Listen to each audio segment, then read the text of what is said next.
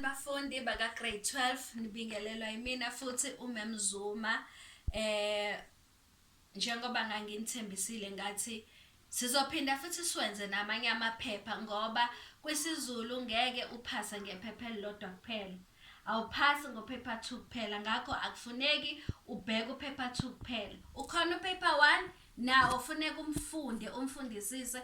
Ukhona futhi nophepha 3 nawo futhi kufanele umfundisise ngoba uphepha 4 yiphepha le-oral leli osuke vele usulenzile egumbini lokufundela. Namhlanje-ke ngizobheka kakhulu kuphepha 1. Uphepha 1 ke imibuzo evame ukuba inkinga ile mibuzo yezithombe.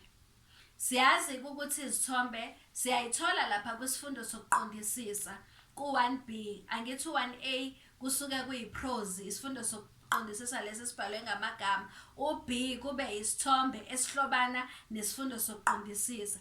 Bese kuba lapha kumbuzo 3 kuba isikhangisi, isithombe futhi leso. Bese kuba umbuzo wesine lo we-cartoon. Ngakho imvamisa iy'ngane azenzi kahle ey'thombeni ngoba anizinikezi ukusifunda isithombe ngaphambi kokuthi siyongena ephepheni. Yonke into mawungayinikezanga isikhathi esanele sokuyifunda, angeke uzuyenze kahle uma usufika ephepheni. Right. Namhlanje-ke ngizofundisa ngani nge-cartoon. Yini i-cartoon? Kungani kudwetshwa i-cartoon na? Ngikholwa ukuthi uzongilalela-ke. I-cartoon, umdwebi usuke edlulisa umyalezo othile kodwa ngendlela enoteku noma ngendlela ehlekisayo.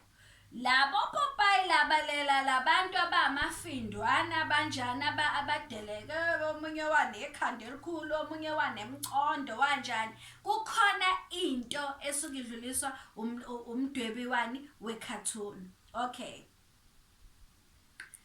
I-cartoon-ke itholakala esifundeni solimi njengoba ngisho ngithi namhlanje uphepha 1. Kodwa i-cartoon ithi itholakala esifundeni solimi kanjalo. Inabo kodwa kuba yi-literature. Yindaba ngithi izenza sa-literature i-cartoon. Laba bantu abalapha e-cartoonini babizwa ngabalingiswa. Uma kunomyalezo odluliswayo, kuba khona abalingiswa abadlulisa lowo myalezo. And kuba khona inkundla yokudlalela. Angithi siyazi ukuthi inkundla yokudlalela ilokho esikubiza ngesizinda ukuthi yenzeka kuphi. Ne-cartoon-ke injalo, kudlulisa umyalezo, yenzeka endaweni ethize, kunabalingiswa abadlulisa lo myalezo. Yingakho ngithi ithi iwulimi kodwa ibe izenza ini? I-literature. Right. Laba balingiswa-ke abakwi-cartoon khona izinto abazisebenzisayo uma bedlulisa lo myalezo osuke ufiswa ukudluliswa ubani? Umdwebi. Okay. Yikuphi abangakusebenzisa? Okokuqala, bengasebenzisa inkulumo. Bengakhuluma inkulumo kayedwana noma bekhulume inkulumo mpendulane, bekhulume bephendulane. Okokuqala lokho. Okwesibili, bengasebenzisa izinhlobo ezahlukene zezibiyelo, lokho esithi ama-speech bubbles.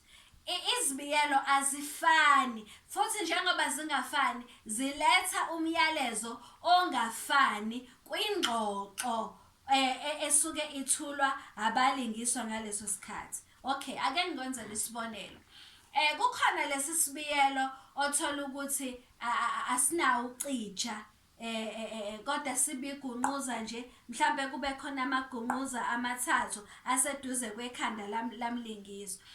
Sichaza leso sibiyelo, sichaza ukuthi umlingiswa akawaphimisi amagama kodwa wenze njani? Uyacabanga. Bese kuba khona isibiyelo uthola ukuthi nje igunquza elihle kahle lanocija wakhomba eduze komlomo. Ingxoxo nje emnandi, bayaxoxa kahle, sihle isimo phakathi kwabalingiswa. Bese kuba khona-ke lesi sibiyelo othola ukuthi sinocija, siyagwaza, siwumkhonto, siyatshengisa ukuthi asisihle isimo phakathi kwabalingiswa. Omunye umlingiswa utshengisa intukuthelo nolaka. Right. Okwesithathu ke esingakubalula okusetshenziswa abalingiswa uma bedlulisa umyalezo lapha kwi-cartoon, basebenzisa izitho zomzimba. Ingxoxo noma uma uthula umyalezo, kwesinye isikhathi awuphimisi kodwa utshengisa ngendlela obukeka ngayo ukuthi uthini. Ngeke umuntu athi ngidiniwe, kodwa uzobona ngendlela akubuka ngayo ukuthi lo muntu lo uthukuthele. Nabo-ke abalingisa kwi-cartoon kwesinye isikhathi batshengisa ngani ngezitho zomzimba. Okunye futhi mhlambe ngeke kube mhlambe uhlahlamehlo okutshengisa ukuthi uthukile sekusebenzisa isimo somzimba lapho. Cha, okunye kungayindlela umzimba odetshe ngayo, kakhulukazi kulama cartoon aba nama-frame ahlukahlukene. Uthola ukuthi mhlambe emzimbeni lapha ekhathunini yokuqala uhambela phezulu, uyambona ukuthi umzimba wakhe mude mukhulu. Kodwa makuyofika lapha ekhathunini kwi-frame lapha yokugcina, umthole esemncane, eseshwabana, esemncane, okutshengisani ukutshoda ukuthi ujabhile. Leyo nto leyo itshengisa ini? Umyalezo othize. Ngani? Ngokwezitho zani zomzimba. Lokho esithi ka-English i-body language. Okay, ikuphi-ke okunye okufuneka sikuqaphele uma kubhalwa i-cartoon? I-cartoon phela nayo inazo izimpawu zokuloba. Inawo umbabazi, inawo umbuzo, inabo ngqi.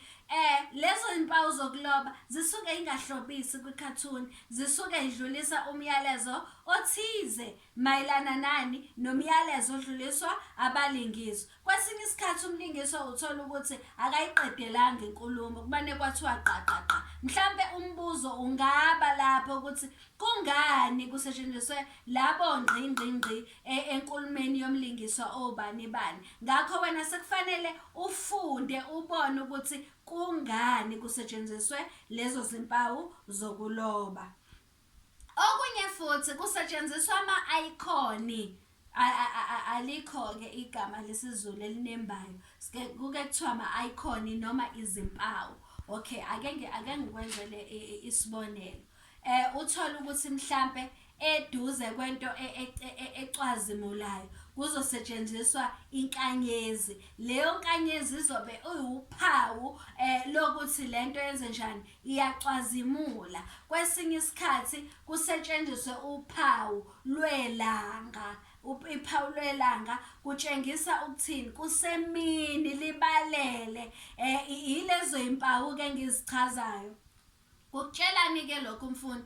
Kukutshela ukuthi yonke into ezobhalwa kwi-cartoon noma ngabe incane kangakanani inomsebenzi wayo, futhi kufanele uyihlaziye ngoba mhlambe umbuzo ungaphuma ubhekiswe kuleyo nto. Ngakho ayikho into ezofakwa kwi-cartoon ifakele ukuhlobisa. Cha, ifakwa ngoba isuke inomsebenzi ewenzayo kuleyo cartoon. Okay. Okunye-ke futhi esingakubalula ngaphambi kwempawu zokuloba nezimpawu, yinto-ke okufuneke uyenze ngaphambi kokuthi uphendule umbuzo we-cartoon.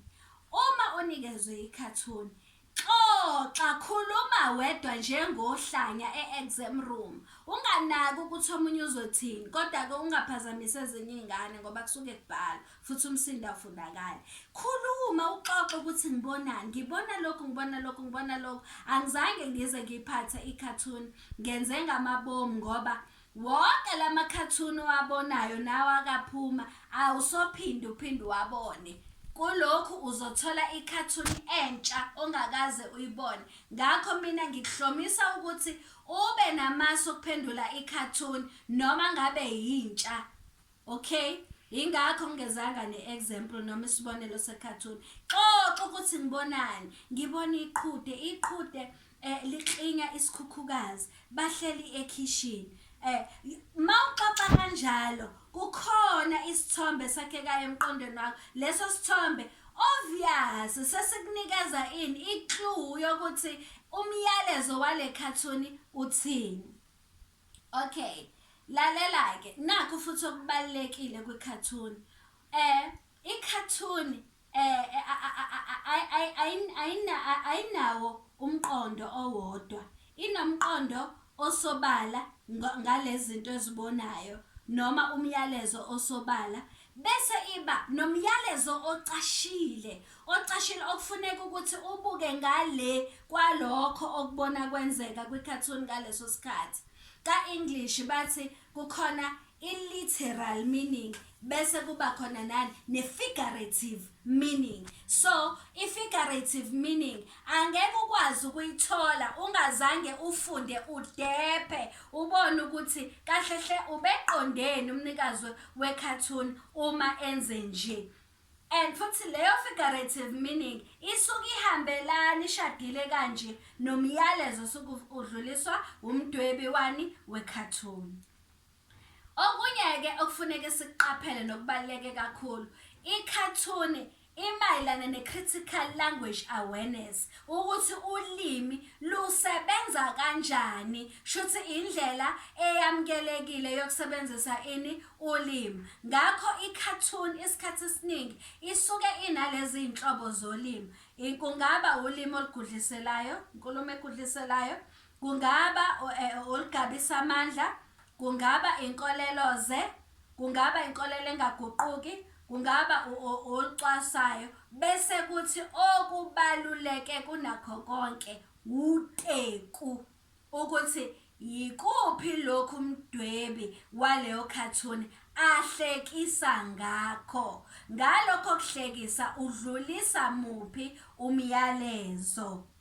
Ngakho ke mase sesiya lapha ke kukuhlolwa, i-cartoon iba u10 marks. Lo 10 marks noma amamaki ayishumi siyazi njalo mangifundisa mntanami ngiyakuchazela ukuthi la mamaki ayishumi ahlukaniswe izigaba ezintathu.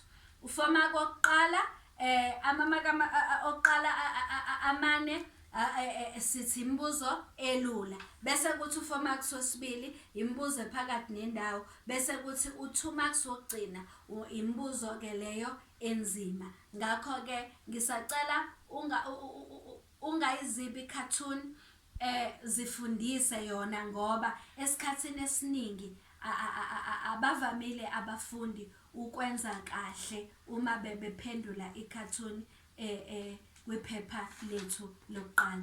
Ngikufisela inhlanhla ke uqhubeke nokusubscribe kona wonke ama-channel ethu aku-YouTube, curriculum, grade 12 intervention, isiZulu file, chat room.